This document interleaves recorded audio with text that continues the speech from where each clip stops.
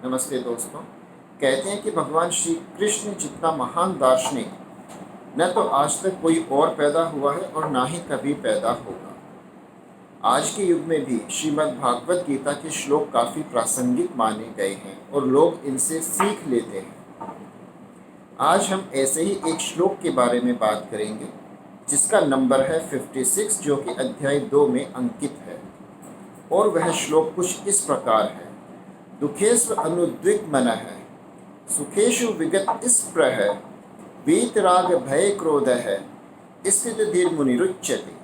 अर्थात जिस व्यक्ति के मन में दुख में उद्वेग ना हो, अर्थात विचलित ना हो, सुख में दिलचस्पी ना हो, या मैं दूसरे शब्दों में कहूँ तो अति आनंदित ना हो, जो व्यक्ति राग भय और क्रोध से पूरी तरह मुक्त है, उसे स्थिर बुद्धि कहा गया है। और इंसान को स्थिर बुद्धि ही होना चाहिए। परंतु दोस्तों, आज के इस सांसारिक जीवन में जहाँ हम गृहस्थ आश्रम में कई बेड़ियों से बंधे हुए हैं, वहाँ पर किसी भी व्यक्ति का सुख दुख राग भय और क्रोध से मुक्त होना संभव है? शायद नहीं।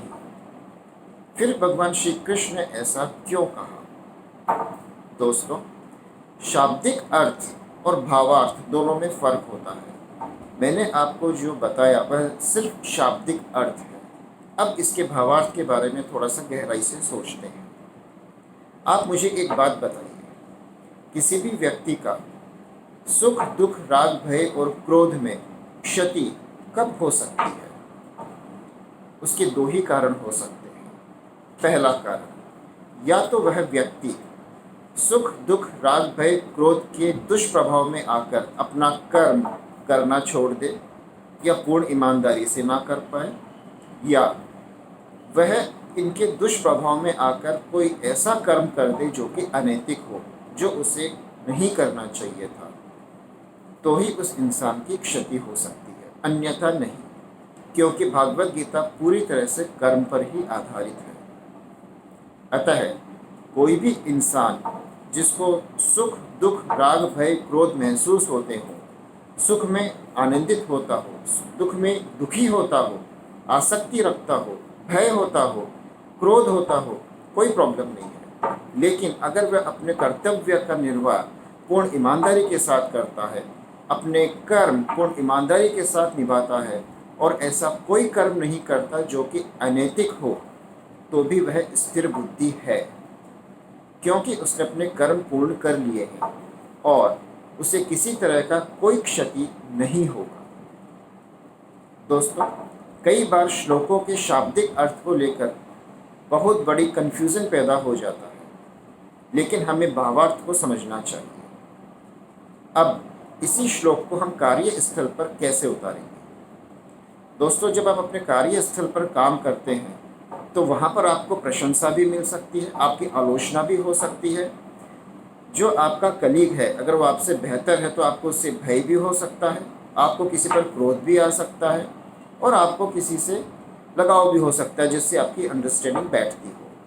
परंतु कार्यस्थल पर जो आपका काम है, उसे अगर आप ईमानदारी के साथ करते जाते हैं, भले ही आपको आलोचना मिले या प्रशंसा मिले या किसी के प्रति आसक्ति हो या आपको किसी के प्रति भय या क्रोध महसूस होता हो, कोई बात नहीं। लेकिन फिर भी अगर आप अपना कर्तव्य पूरी तरह से निभाते हैं, अपना कर्म पूरी तरह से करते हैं, तो आप स्थिर बुद्धि रहेंगे और आपको उस कार्य स्थल से कोई भी नहीं हिला पाएगा और नहीं आपको किसी प्रकार की कोई क्षति होगी। दोस्तों, ये मेरा खुद का इंटरप्रिटेशन है। आपका इंटरप्रिटेशन मेरे इंटरप्रिटेशन जैसा हो ऐसा ज़रूरी तो नहीं, या आप मेरे से सहमत हो ऐसा ज़रूरी तो नहीं, पर मुझे जैसा महसूस हुआ मैंने वैसा ही इंटरप्रेट किया। उम्मीद करता हूँ आपको यह वीडियो बहुत पसंद आया होगा। अगर पसंद आया हो तो मेरे चैनल को ज़रूर सब्सक्राइब करें और इस वीडियो को ज़रूर लाइक करें।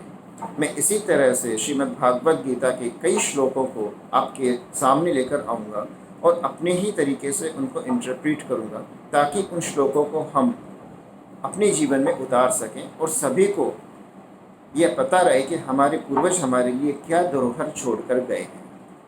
आपने इतना समय मुझे दिया, उसके लिए बहुत बहुत धन्यवाद। आपका दिन शुभ हो।